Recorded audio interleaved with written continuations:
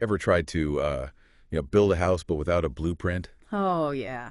You'd be in trouble, right? Big trouble. It'd be a disaster. Yeah. Well, that's kind of what our founding fathers were up against when they, declared independence from Great Britain. Right. I mean, they had this freedom, right? This amazing freedom to govern themselves, Absolutely. but no solid framework Hmm. for like a unified nation. Yeah, it really is a fascinating period in American history Yeah. because they had this just extraordinary opportunity Right. to create a government from scratch. Wow. They weren't just like reforming an existing system or anything. It Right. was a total blank slate. And that blank slate led them to the Articles of Confederation. Yeah. It Yeah. was the first attempt at a governing document Right. for the newly independent United States, First try. but it didn't exactly go to plan. Not quite. So let's dive into this pivotal moment Oh, and yeah. explore why the Articles of Confederation ultimately fell short. Well, the Articles of Confederation, you see, they were adopted in 1777, Okay. and they were born out of this Yeah. deep suspicion of centralized power. Oh, I see. You got to remember, these were colonists Right. who had just fought a war Against a king. against what they perceived as a tyrannical king. Yeah. They were determined to avoid recreating that dynamic. So they kind of swung the pendulum in the opposite direction, Completely. creating a system where the states held most of the power. Yeah, And the national government was intentionally weak. precisely. They established a league of friendship among the states. League of Friendship. Yeah, but the problem was that this friendship, it lacked a strong foundation. Ah.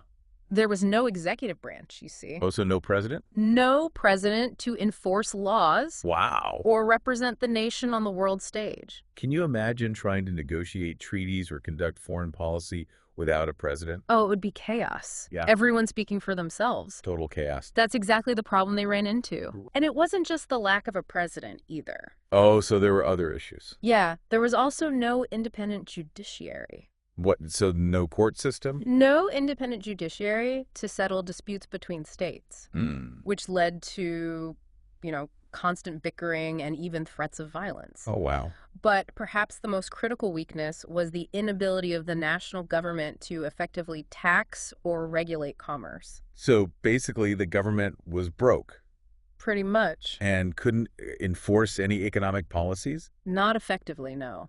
How did they expect to function as a nation under those conditions? It was a recipe for instability, Yeah. both economically and politically. I see that. Imagine trying to build a national infrastructure, maintain a military, or respond to crises without the means to raise funds or coordinate economic activity. Right. The Articles, they just left the fledgling nation vulnerable and disunited. It's starting to become clear why a new system was desperately needed. Yeah, and certain key players like George Washington and Alexander Hamilton, they recognized this early on. They saw it coming. They witnessed firsthand the weaknesses of the Articles during the Revolutionary War and its aftermath. I see. A stronger central government wasn't just desirable, Yeah. it was essential for the survival of the nation. Their concerns led to a pivotal gathering in the summer of 1787, Okay.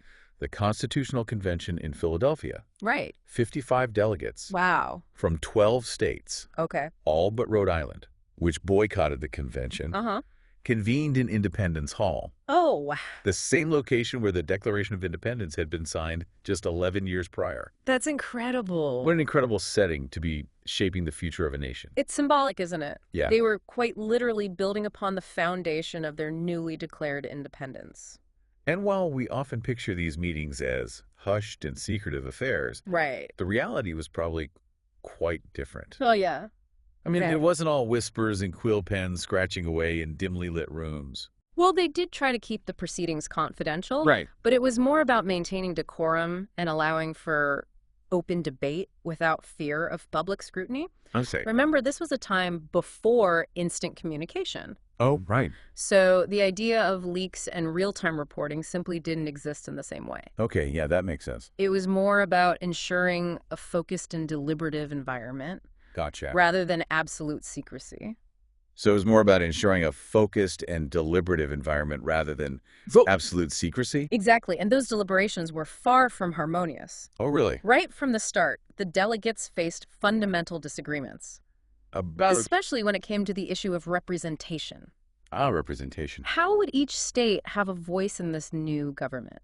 I can see how that would be a sticking point. Yeah. You had large states like Virginia wanting a system that gave them more power, Right. and smaller states like New Jersey worried about being overshadowed. You hit the nail on the head. Did they? James Madison, a delegate from Virginia and one of the key architects of the Constitution, Mm-hmm.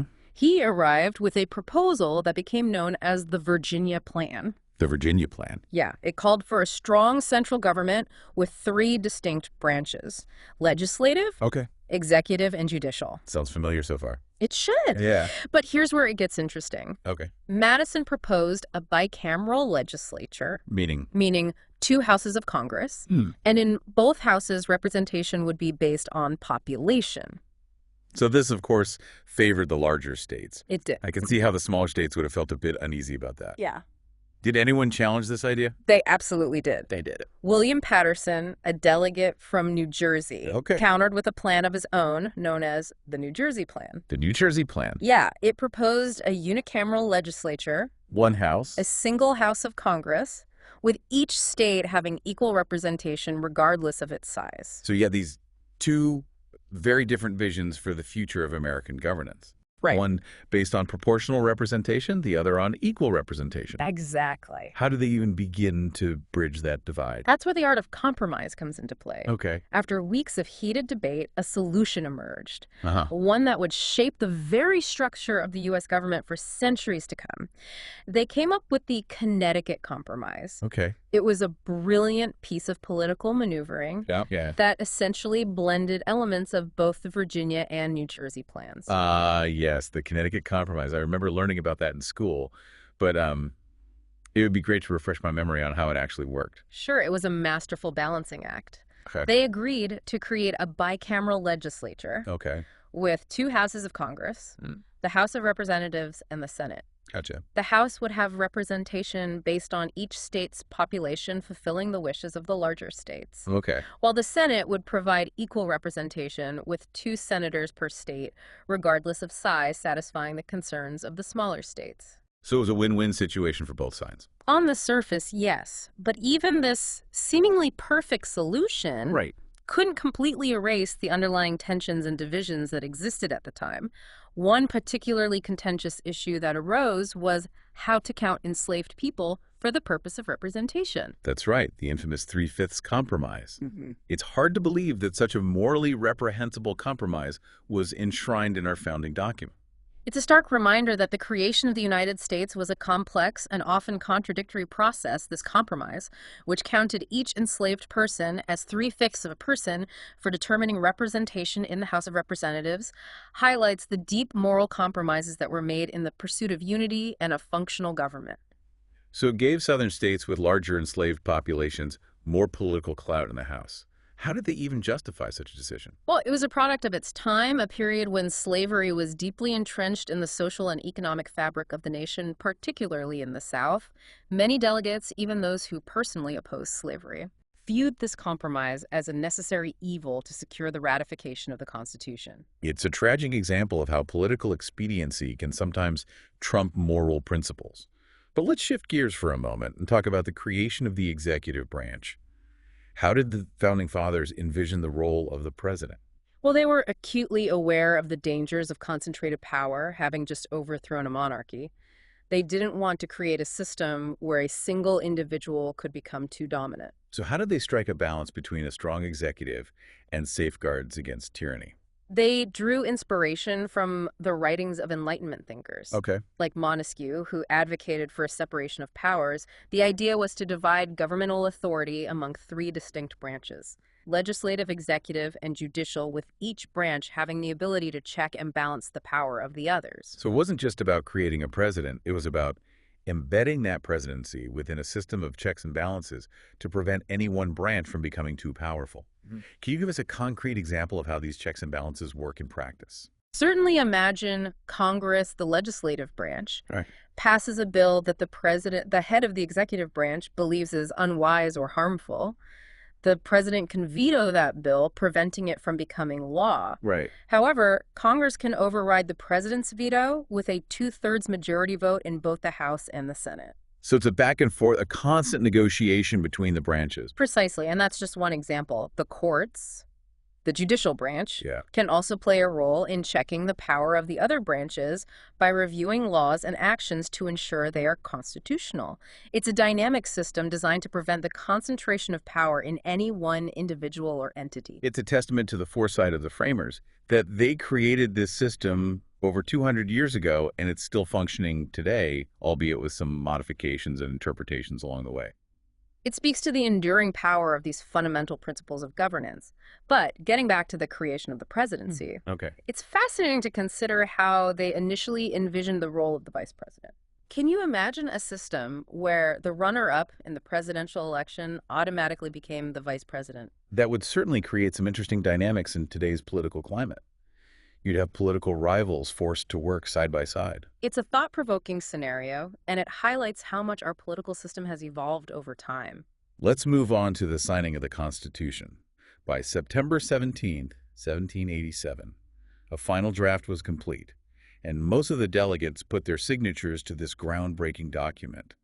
But not everyone was on board. Some key figures like George Mason of Virginia refused to sign. Right. Mason's dissent was rooted in his deep concern over the lack of explicit protections for individual liberties.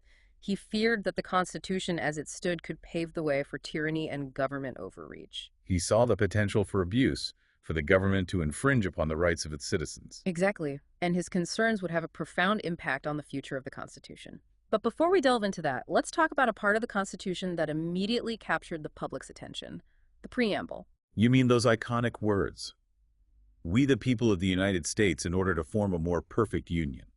Precisely, the preamble, which was printed in large type in newspapers across the newly formed nation, served as a powerful declaration of the principles underlying this new government. It emphasized that the ultimate source of authority rested not with a monarch or a ruling elite, but with the people themselves. It's a statement that still resonates today. The idea that the government derives its legitimacy from the consent of the governed is a cornerstone of American democracy. It is, but creating the Constitution was just the first step in a long and arduous journey. It still had to be ratified by the states, a process that would prove to be just as contentious and fraught with debate as the drafting of the document itself. So the Constitution, this meticulously crafted document, was sent out to the states for ratification. I imagine it wasn't met with universal acclaim. You're right, the nation was deeply divided on whether to adopt this new system of government. Oh, really? Yeah, those who supported the Constitution known as Federalists. They argued passionately for its ratification, highlighting the need for a stronger national government to address the weaknesses of the Articles of Confederation. Yeah. Their opponents, the Anti-Federalists. Okay. They viewed the Constitution with suspicion, fearing it would concentrate too much power in the hands of a distant federal government at the expense of individual liberties and states' rights. So it was a battle of ideologies. It was. The clash between those who saw a strong national government as essential for progress and stability, Right. and those who feared it as a potential threat to freedom and autonomy. Precisely. And the Anti-Federalists? Yeah. They raised some valid concerns. Like what? Well, they pointed to the lack of a Bill of Rights, arguing that the Constitution as it stood didn't explicitly protect fundamental freedoms such as freedom of speech, religion, and the press. They feared that a powerful central government unchecked by such safeguards could easily trample on the rights of individuals and states. It sounds like an echo of the concerns raised by George Mason during the Constitutional Convention. His refusal to sign the document seems even more significant now. It does. Mason's dissent, along with the arguments of other Anti-Federalists, would ultimately prove to be a catalyst for the creation of the Bill of Rights. So how did the Federalists who initially opposed a Bill of Rights come around to supporting it? Well, it was a matter of political strategy and compromise. Okay. They realized that to secure ratification in key states, they needed to address the concerns of the Anti-Federalists, prominent Federalists like James Madison, Alexander Hamilton, and John Jay. Okay. They launched a brilliant public relations campaign. What did they do? They penned a series of essays known as the Federalist Papers. Oh, yeah, I've heard of those. Which were published in newspapers throughout the states. These essays were essentially persuasive arguments in favor of the Constitution, right? The Federalist Papers provided a detailed and compelling defense of the Constitution's structure, explaining the rationale behind its various provisions and addressing head-on the fears raised by the Anti-Federalists. They argued that the separation of powers Right. Checks and balances in federal system would effectively prevent tyranny and safeguard individual liberties. So they were attempting to win hearts and minds, Yeah. to persuade the public that the Constitution, despite its perceived flaws, was the best path forward for the nation. Exactly. And while the debate raged on, Wow. the Federalists ultimately agreed to add a Bill of Rights as amendments to the Constitution, I see. a concession that proved crucial in securing ratification. And thus we got the first 10 amendments to the Constitution, guaranteeing freedoms like speech, religion, assembly, and the right to bear arms. It's amazing how a compromise born out of political necessity became such a cornerstone of American liberty. It is the Bill of Rights, though. Initially, a point of contention has become one of the most enduring and cherished aspects of the U.S. Constitution, a testament to the power of compromise and the recognition that even the most carefully crafted documents can be improved upon. So the Constitution, with the promise of a Bill of Rights, was eventually ratified by the required 9 states going into effect in March of 1789.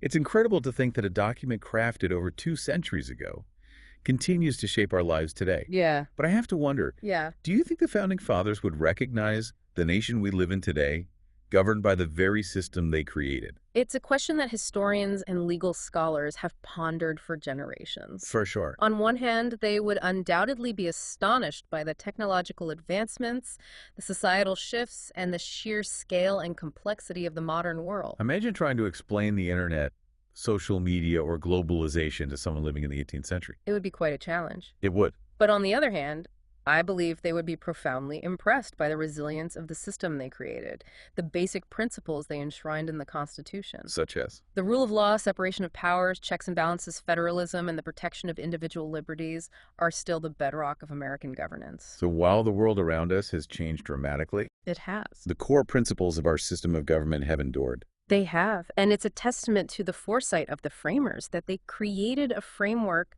flexible enough to adapt to changing circumstances while remaining grounded in these fundamental values. It's a powerful reminder that the Constitution is not a static document frozen in time, but rather a living, breathing entity that continues to evolve through interpretation, debate, and amendment. Exactly, and that evolution is ongoing. We're still grappling with questions about how to balance individual rights with national security, Yeah. how to ensure equal justice under the law, and how to navigate the complex challenges of a rapidly changing world. It seems the work of perfecting our union, as stated in the preamble, is never truly finished.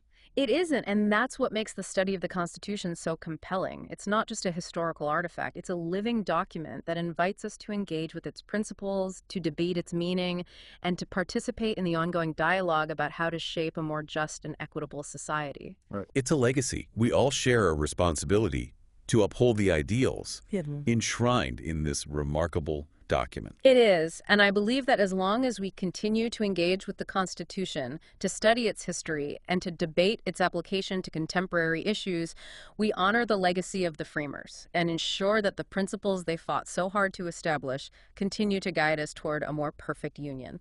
It's been an enlightening deep dive into the creation and enduring legacy of the U.S. Constitution. Thank you for sharing your expertise with us today. It's been a pleasure. And to our listeners, we hope you've enjoyed this journey into the past and that it inspires you to engage with the Constitution and its relevance to our lives today. After all, it's a document that belongs to all of us. Until next time, keep exploring, keep questioning, and keep the conversation going.